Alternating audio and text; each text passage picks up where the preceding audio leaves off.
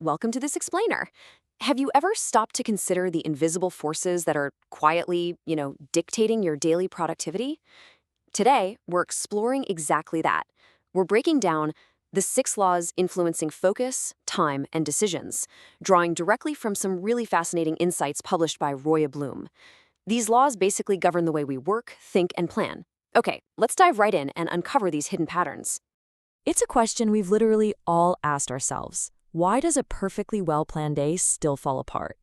You sit down, you map out your calendar, you block off your time to the minute, and yet somehow, despite all that meticulous preparation, time just slips right through your fingers.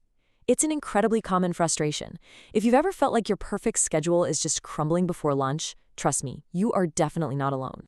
You can usually spot a failing plan through a few key symptoms. Time just slipping away unaccounted for, tasks expanding way beyond reason, and your energy levels totally tanking at the absolute worst moments.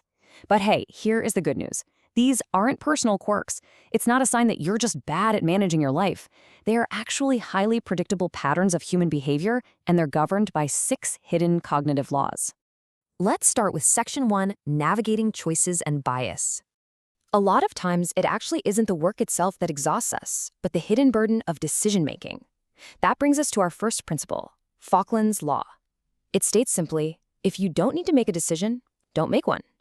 The crucial concept here is strategic patience.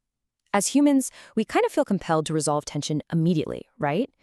We think action always equals progress. But Falklands Law is a great reminder that unnecessarily forcing a choice can actually drain your time and mental energy. We see this trap everywhere, overanalyzing completely trivial tasks, making impulsive business choices just to feel done with them, or forcing academic decisions way before gathering enough input. By forcing an outcome before you have all the facts, you're violating this law. Waiting until you genuinely have to make a choice is, ironically, often the absolutely most productive thing you can do. Next up, we shift to Wilson's Law, which is all about bias. It tells us that the moment someone becomes accountable, they become less objective. It's such a fascinating look at human nature. When our own name is attached to a project or our reputation is on the line, our perspective warps. We completely lose that clear, detached viewpoint, simply because personal stakes are suddenly in the mix. And where do we see this? Honestly, everywhere. In leadership roles, during group projects, or especially, and this is a big one, when evaluating your own performance. When you are the one accountable, it is incredibly difficult to view the situation without bias. Recognizing Wilson's Law is a really vital check-in. It reminds us that we absolutely have to seek outside perspectives whenever our own personal stakes are high. Moving right along to Section 2, Finding Clarity and Direction. So if those first 2 laws were about making choices, these next 2 are all about execution. Ambiguity is basically the ultimate enemy of progress. If you don't know exactly what you're doing, you literally cannot be efficient. And this brings us to Gilberts Law. The biggest problem at work is that nobody tells you what to do.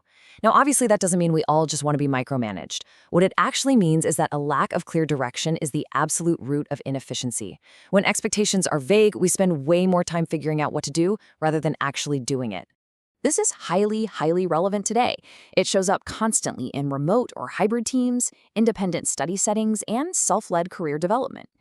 In modern environments where we're really expected to be autonomous, that missing explicit direction creates a massive drag on our productivity.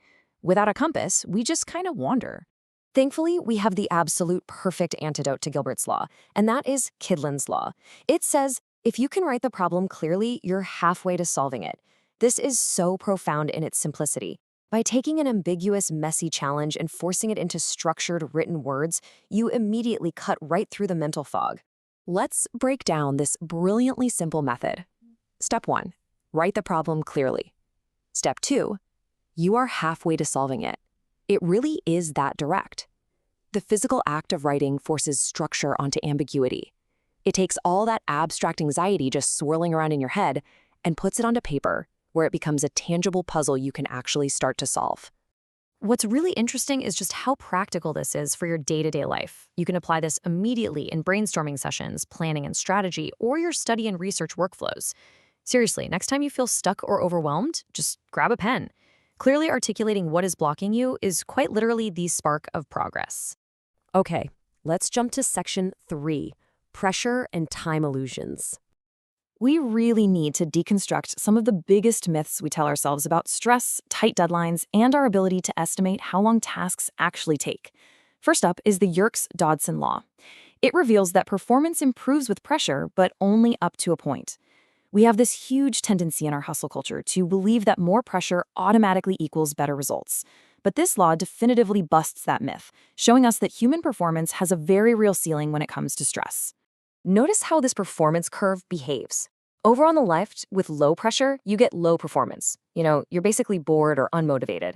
But right in the middle, you hit optimal pressure, resulting in peak performance. You're engaged, you're focused, but push too far to the right into high anxiety and your performance absolutely plummets. Finding that middle peak is everything. We experience this curve in high-stress realities all the time. Tight deadlines, exam prep, heavy workloads. The big takeaway here is that you absolutely need to know your own personal threshold.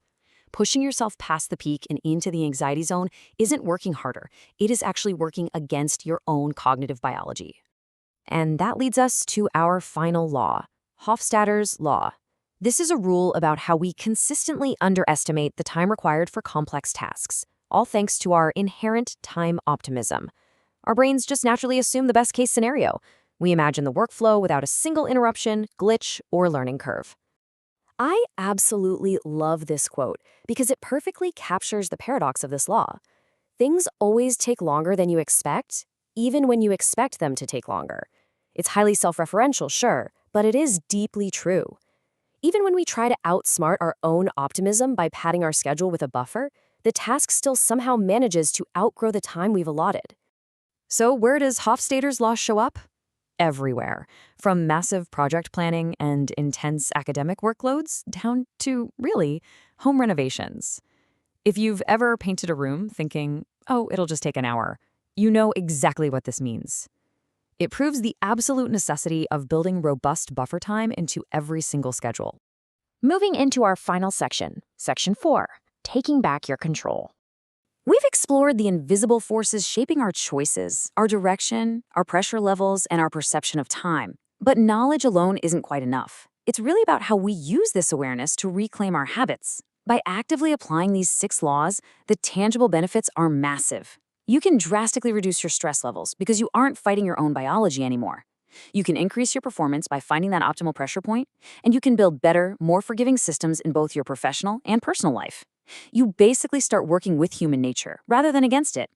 Ultimately, the goal here is to fundamentally change the way you think about productivity, one principle at a time. Productivity isn't just about pure discipline or working harder. It is about working smarter by understanding the cognitive realities we all share. Because when you finally understand the rules of the game, you can start designing a day that actually works for you. So I want to leave you with a provocative thought to ponder. Which of these 6 laws feels the most familiar to you? Take a second to think about your own habits, your recent projects, or your daily schedule. Recognizing the law that trips you up the most is literally your very first step toward mastering your time and focus. Thank you so much for joining me for this explainer, and keep exploring.